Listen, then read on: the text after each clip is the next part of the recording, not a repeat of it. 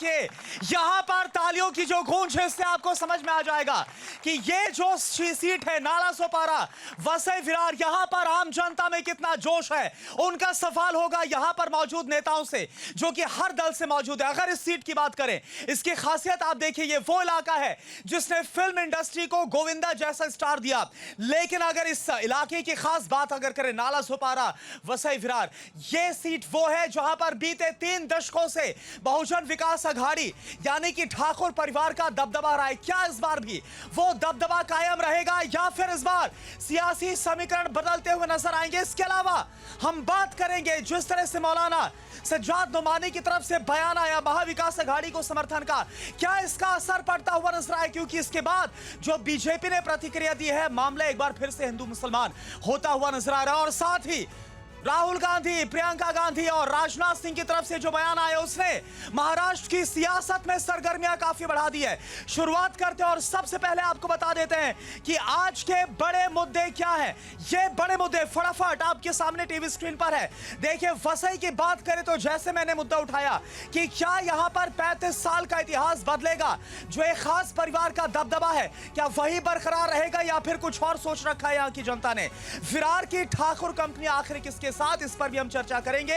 महाविकास अघाड़ी के लिए वोट का फतवा क्या बड़ा मुद्दा है, जैसा मौलाना सज्जाद नोमानी की तरफ से ऐलान कर दिया गया है, इस पर चर्चा होगी। सज्जाद नोमानी के ऐलान का आखिर किसको फायदा होने वाला है, चर्चा इस पर भी हम करेंगे। यहां पर लोगों के मुद्दे क्या हैं, उनके सवाल क्या है, वो सीधे जनता से हम जानेंगे जवाब। और महाराष्ट्र चुनाव में धर्मयुद्ध आखिर क्यों हो रहा है, बटेंगे तो कटेंगे, इस पर बीजेपी के ही नेता, पहले अजित पवार और अब बीजेपी के ही 2 बड़े नाम, 2 बड़े चेहरे, उन्होंने इस पर विरोध दर्ज कराया है। तो चलिए शुरुआत करते हैं। और सबसे पहले मैं अब यहां पर आपको बता देना चाहूंगा कि आज हमारे साथ मंच पर कौन कौन से खास मेहमान मौजूद हैं। सबसे पहले जोरदार तालियों के साथ आप स्वागत करिए, हमारे साथ बीजेपी से जिला मंत्री गुरजीत अरोरा साहब हैं।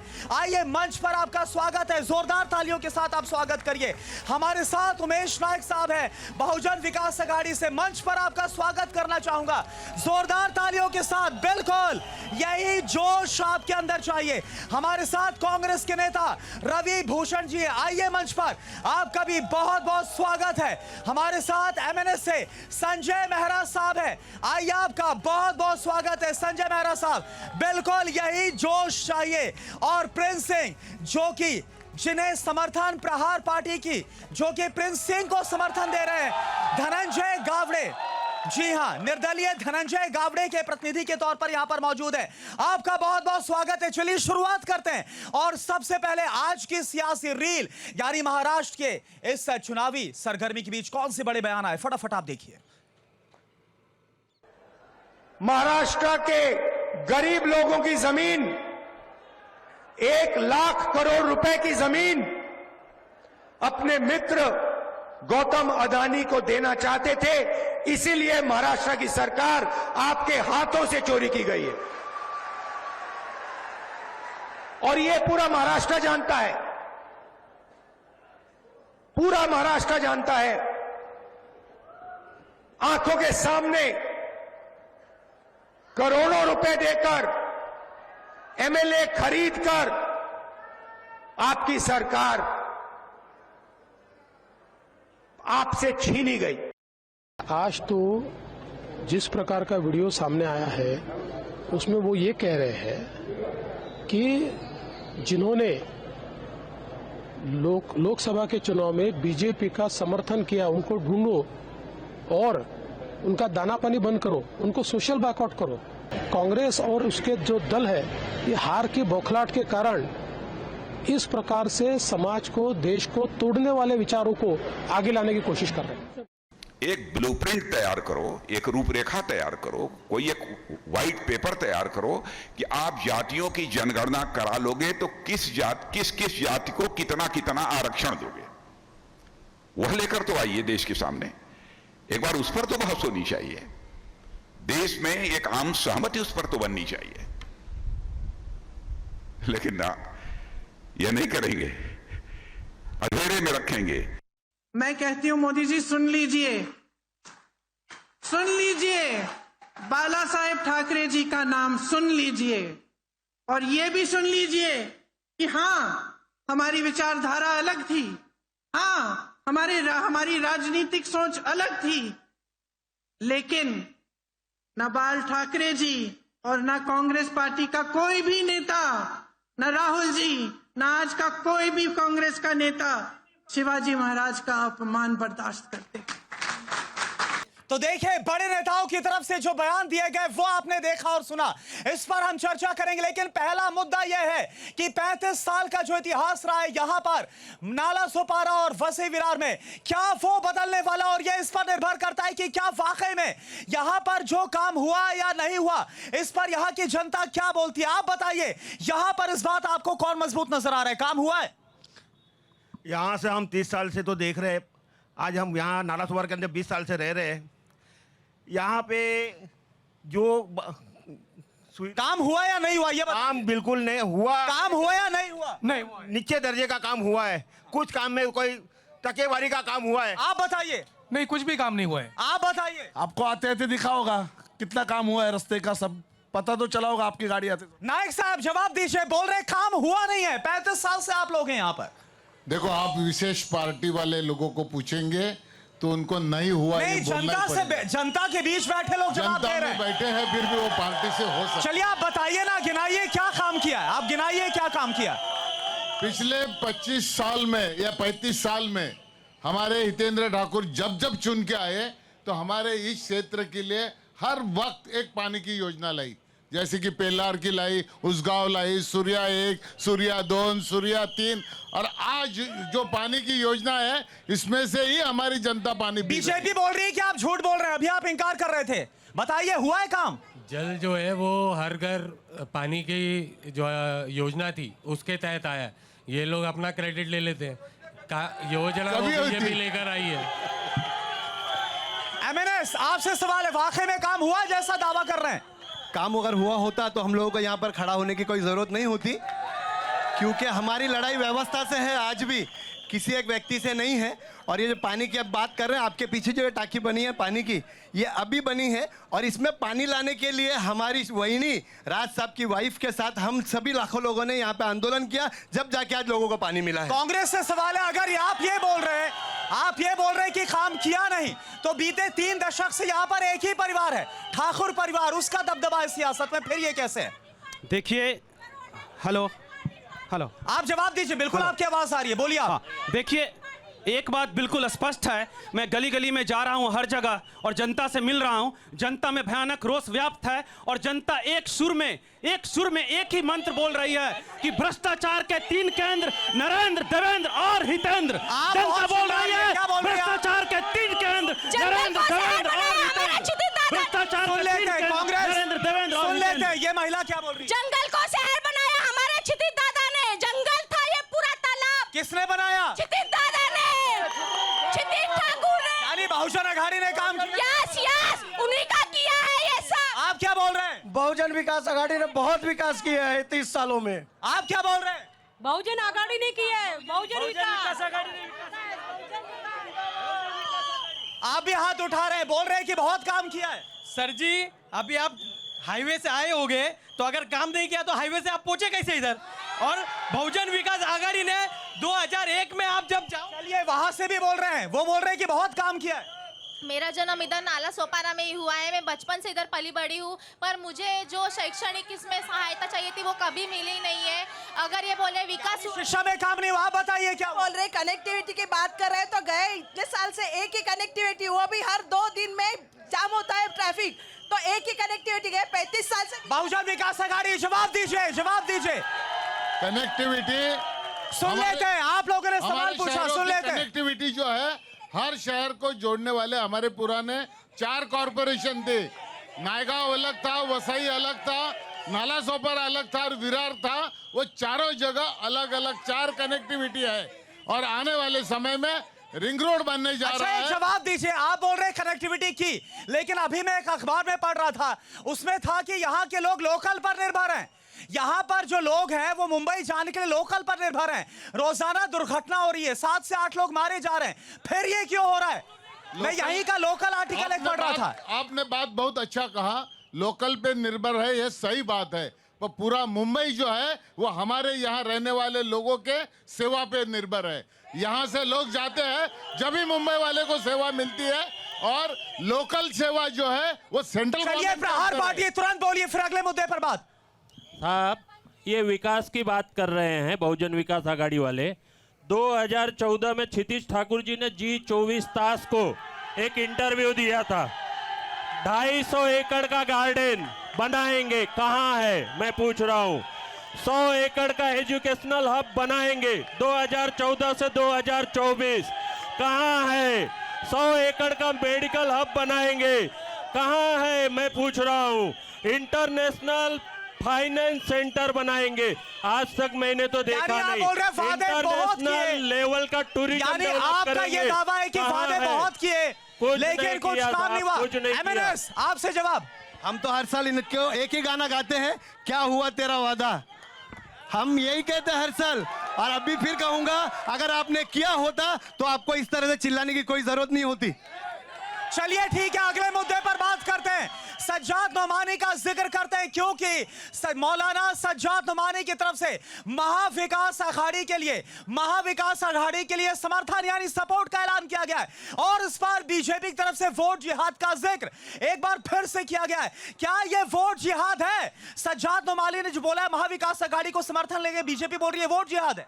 शहजाद अंसारी जो बोले हैं एकदम राइट बोले हैं, वही होगा, जो बोले वही होगा।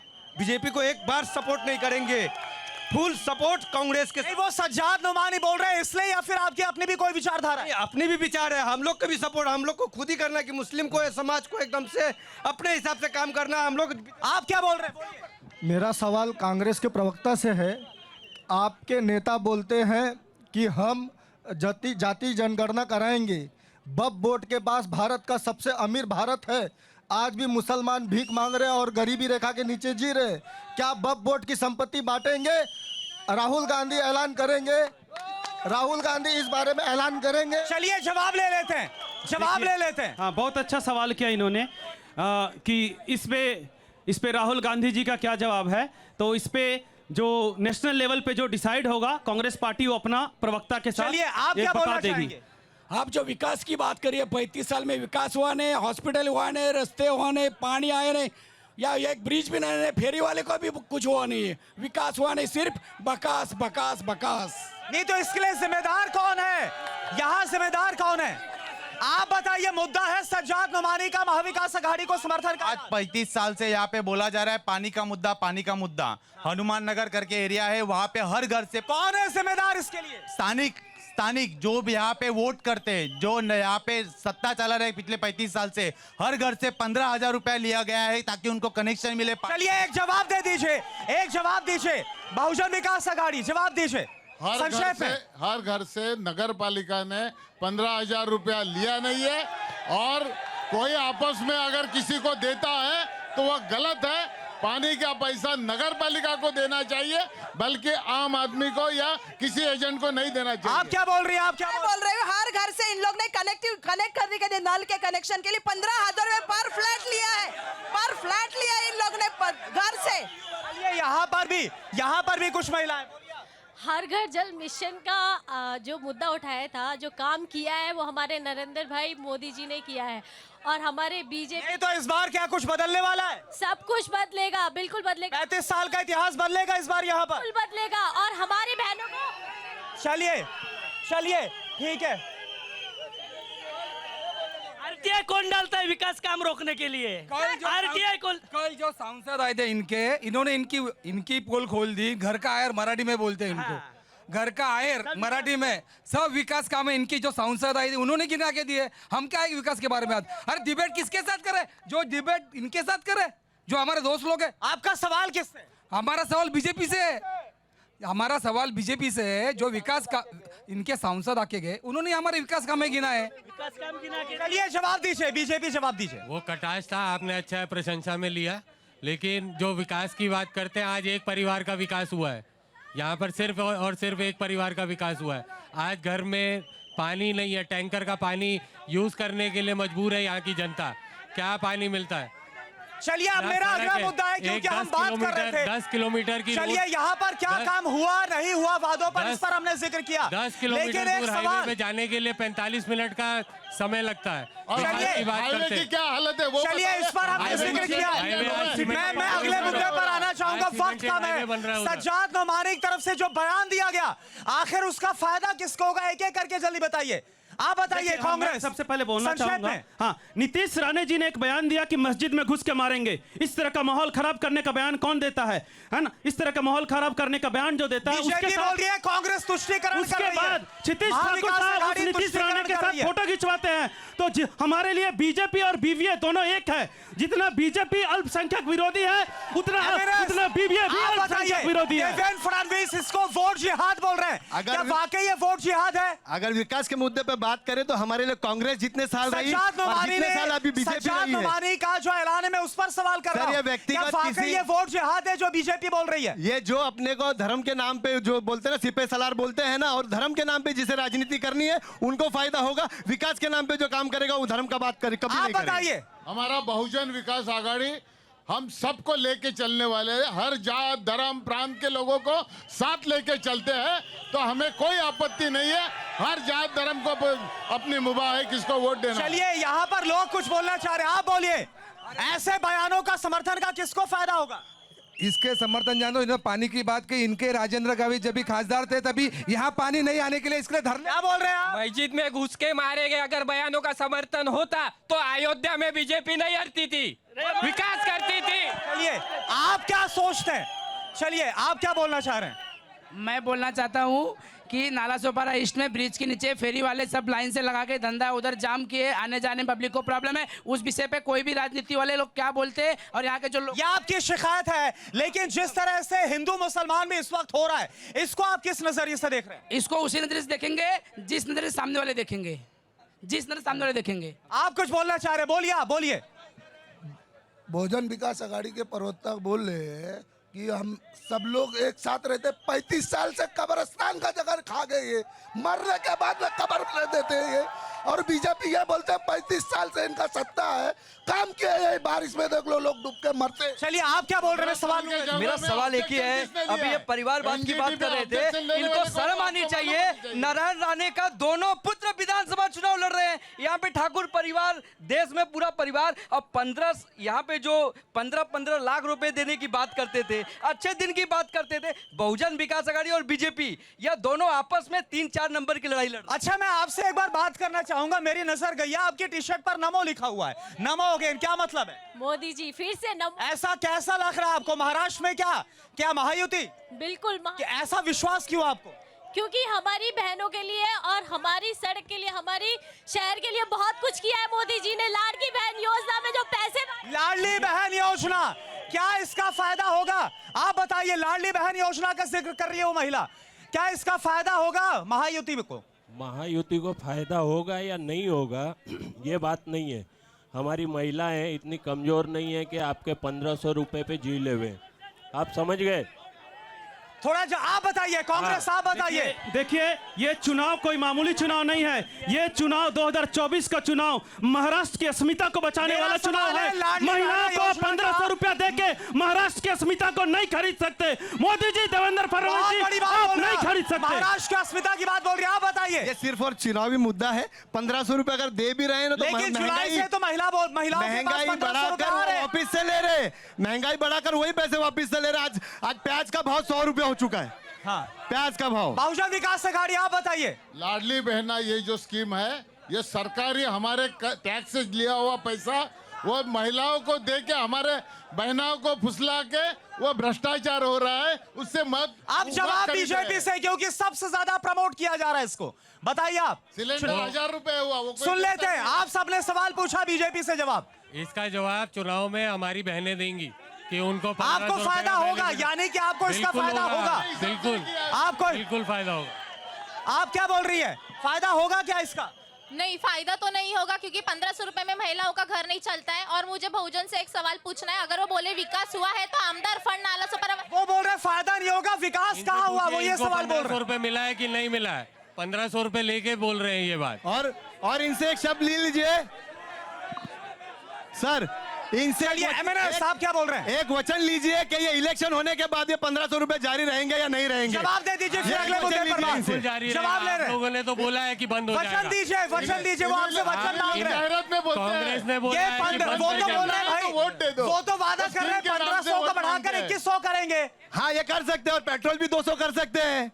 चलिए जवाब दीजिए फिर अगले मुद्दे पर। वहीं से कैसे आएंगे? ये योजना हमेशा चालू रहेगी और ये तो कांग्रेस की नीति रही है कि जो योजना अच्छी है, जो जनता तक पहुंचती है, उसको रोक दिया जाए। चलिए अगला मुद्दा, अगला मुद्दा। चलिए आप जल्दी बोलिए। अल्पसंख्यक के मुद्दे पे आप बहुजन विकास आघाड़ी से भी एक क्लेरिफिकेशन लीजिए कि सरकार बनते समय बीजेपी के साथ जाएंगे या किसी दूसरे के पार्टी के पास जाएंगे? बताइए। पूरी जनता इस बार ठाकुर कंपनी किसके साथ? हम किसी के साथ नहीं जाएंगे।